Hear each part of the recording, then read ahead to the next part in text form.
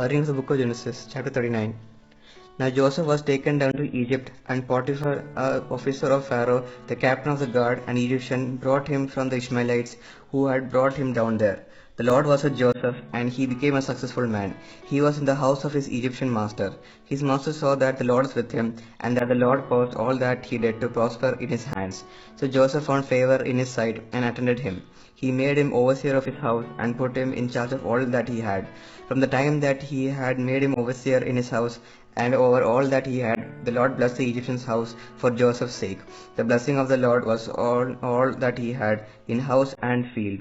So he left all that he had in Joseph's charge, and with him there he had no concern for anything but the food that he ate. Now Joseph was handsome and good looking, and after a time his master's wife cast her eyes on Joseph and said, "Lie with me."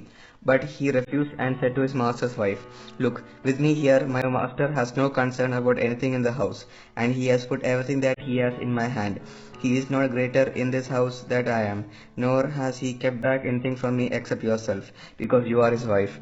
How then could I do this great wickedness and sin against God?" And although she spoke to Joseph day after day, he would not consent to lie beside her or to be with her.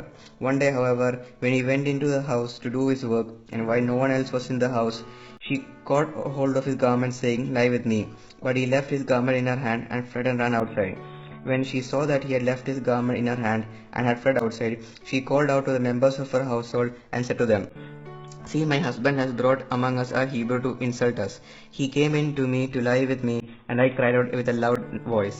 And when he heard me raise my voice and cry out, he left his garment beside me and fled outside." Then she kept his garment by her until his master came home, and she told him the same story, saying, "The Hebrew servant whom you have brought among us came in to me to insult me. But as soon as I raised my voice and cried out, he left his garment beside me and fled outside." When his master heard the words that his wife spoke to him, saying, "This is the way your servant treated me," he became enraged. And Joseph's master took him and put him into the prison, the place where the king's prisoners were confined. He remained there in prison. But the Lord was with Joseph and showed him steadfast love. He gave him favor in the sight of chief jailer.